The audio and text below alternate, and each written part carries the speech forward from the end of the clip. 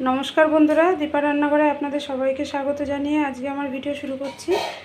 बंधुरा आज के आमि रान्ना करब बर्षार इलिश माछ। এই দেখুন এই ইলিশ মাছগুলো আপনাদের দাদা ভাই বাজার থেকে এনেছে। এই দেখুন এই দুটো ইলিশ মাছই আজকে আমি রান্না করব আলু আর বেগুন দিয়ে, একদম পাতলা ঝোল। আর ইলিশ মাছ যেভাবে রান্না করা যায় সেভাবে খেতে অনেক দারুণ লাগে। বন্ধুরা এখন আমি এই ইলিশ মাছগুলো কেটে নেব। আপনারা প্রথম থেকে শেষ পর্যন্ত পুরো ভিডিওটি দেখতে থাকুন।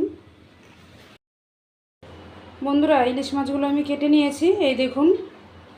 আর ইলিশ মাছ রান্না করব আমি আলু আর বেগুন দিয়ে। এই দেখুন আলুগুলো আমি এরকম লম্বা লম্বা করে কেটে নিয়েছি, আর বেগুনগুলো একটু লম্বা লম্বা করে কেটে নিয়েছি। আর তার সাথে করব লাল শাক ভাজা। এই দেখুন লাল শাকটাকে আমি ভালো করে ধুয়ে একদম কুচি কুচি করে কেটে নিয়েছি। লাল শাকের জন্য নিয়েছি এখানে রসুন আর চেরা কাঁচা লঙ্কা। ইলিশ মাছের মধ্যে আমি লবণ আর হলুদ মাখিয়ে নেব। কড়াইটা আমার গরম হয়ে গেছে, কড়াইতে দিয়ে দিচ্ছি সাদা তেল। বন্ধুরা আমরা বাড়িতে সাদা তেলই ব্যবহার করি, তার জন্য আপনাদেরকে আমি সাদা তেলটাই দেখাই। তেলটা ভালো করে গরম হলে তারপর আমি মাছগুলো ভেজে নেব। আজকে ইলিশ মাছগুলো আমি ভেজে রান্না করব। তেলটা আমার গরম হয়ে গেছে, এবার আমি ইলিশ মাছগুলো ভেজে নেব।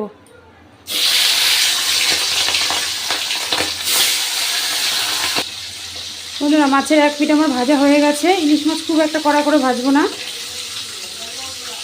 আর এক পিঠ আমি উল্টে দিচ্ছি।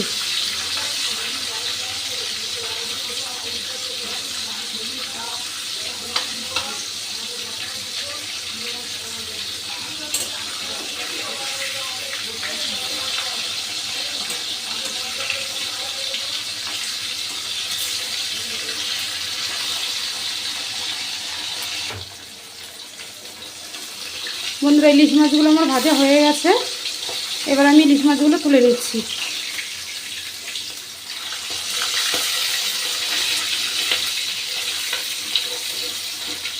এই দেখুন একদম কড়া করে ভাজিনি।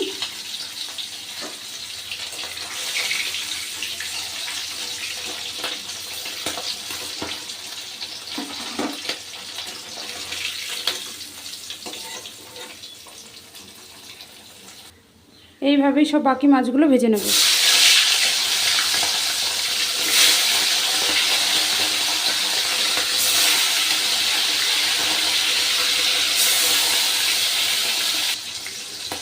এই মাছগুলো আমার সব ভাজা হয়ে গেছে, এই মাছগুলো এবার আমি তুলে নিচ্ছি।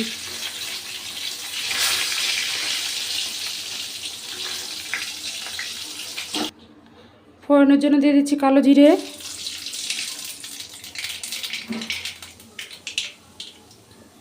এবার আমি দিয়ে দিচ্ছি কেটে ধুয়ে রাখা আলু।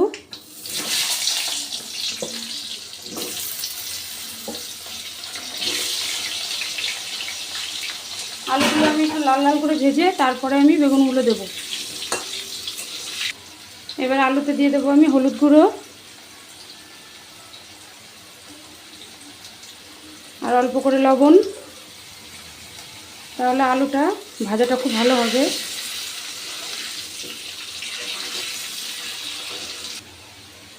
আলুগুলো খুব ভালো করে ভেজে নিয়েছি, এবার দিয়ে দিচ্ছি আমি কেটে ধুয়ে রাখা বেগুন।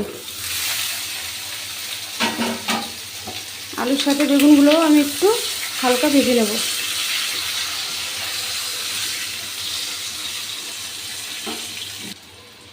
আলু আর বেগুনটা খুব ভালো করে ভেজে নিয়েছি, এবার দিয়ে দিচ্ছি আমি বাটা শুকনো লঙ্কা আর আদা।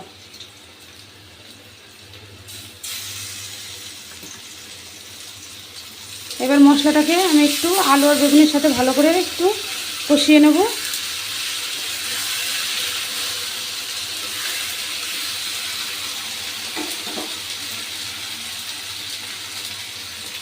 এবার দিয়ে দিচ্ছি আমি 1 চামচ হলুদ গুঁড়ো,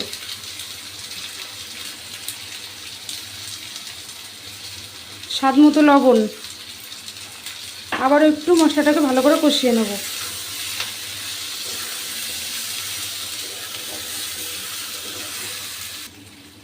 মশলাটাকে খুব ভালো করে কষে নিয়েছি, এবার আমি বাটি ধোয়া মশলার জলটা দিয়ে দেবো।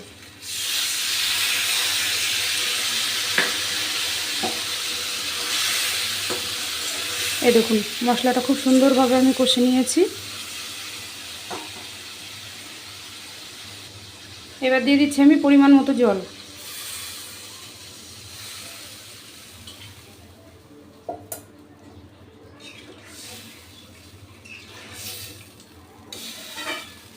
ঝোলটা খুব ভালোভাবে ফুটলে তারপর আমি ভেজে রাখা মাছগুলো দেব।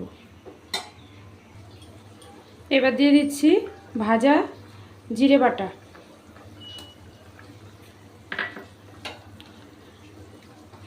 এই ভাজা জিরে ঝোলের মধ্যে দিলে ঝোলটা খেতে অনেক ভালো লাগে।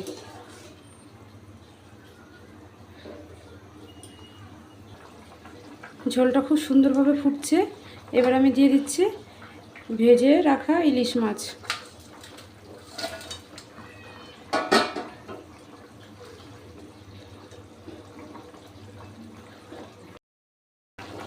এই দেখুন বন্ধুরা, ইলিশ মাছের পাতলা ঝোল আমার রান্না হয়ে গেছে। এই দেখুন আলুগুলো একদম নরম হয়ে গেছে, তার সাথে যে বেগুনও একদম গলে গেছে।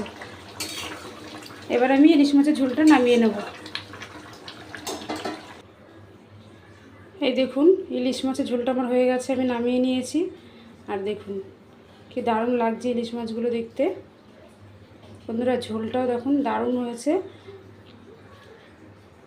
এবার আমি রান্না করে নেব লাল শাক। কড়াইটা গরম হয়ে গেছে, কড়াইতে দিয়ে দিচ্ছি আমি সাদা তেল।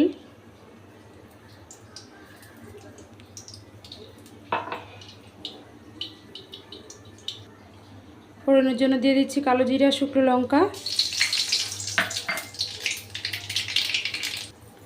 আর দিয়ে দিচ্ছি থেতো করা রসুন আর চেরা কাঁচা লঙ্কা।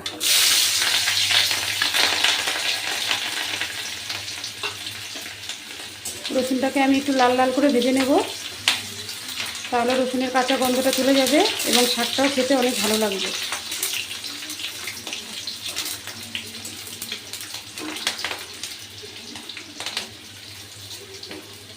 এই দেখুন রসুনের কাঁচা গন্ধটা চলে গেছে, হালকা ব্রাউন কালার হয়ে গেছে। এবার দিয়ে দিচ্ছি আমি কেটে ধুয়ে রাখা জল ঝরানো লাল শাক।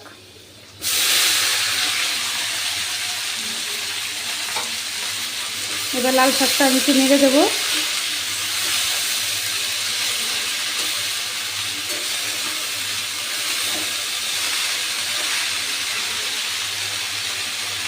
একটু ভাজা হলে তারপরে আমি দেবো লবণ। এবার দিয়ে দিচ্ছি আমি স্বাদ মতো লবণ।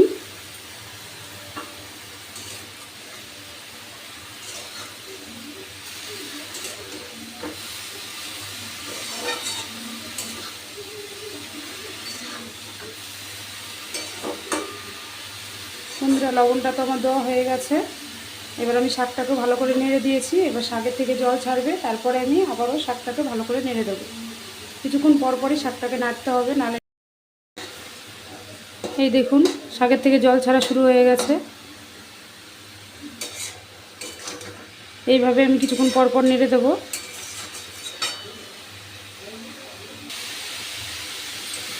এই দেখুন লাল শাকটাও আমার হয়ে গেছে। এবার লাল শাকটাকে আমি নামিয়ে নেব। একদম লাল শাকটা ভালোভাবে মুজে কালারটা দেখুন কত সুন্দর এসছে। এই দেখুন এবার আমি নামিয়ে নিচ্ছি। বন্ধুরা ইলিশ মাছের পাতলা ঝোল আর তার সাথে লাল শাক, বন্ধুরা দেখুন দেখতে কত সুন্দর লাগছে। আর বাড়িতে অবশ্যই আমি যেইভাবে রান্না করলাম অবশ্যই ট্রাই করবেন। আর বন্ধুরা আমার এই ঘরোয়া রান্নাবান্না আপনাদের কেমন লাগে অবশ্যই লাইক কমেন্ট শেয়ার করবেন। আর দীপা রান্নাঘর চ্যানেলটিকে সাবস্ক্রাইব করবেন। ভালো থাকবেন, সুস্থ থাকবেন, ধন্যবাদ।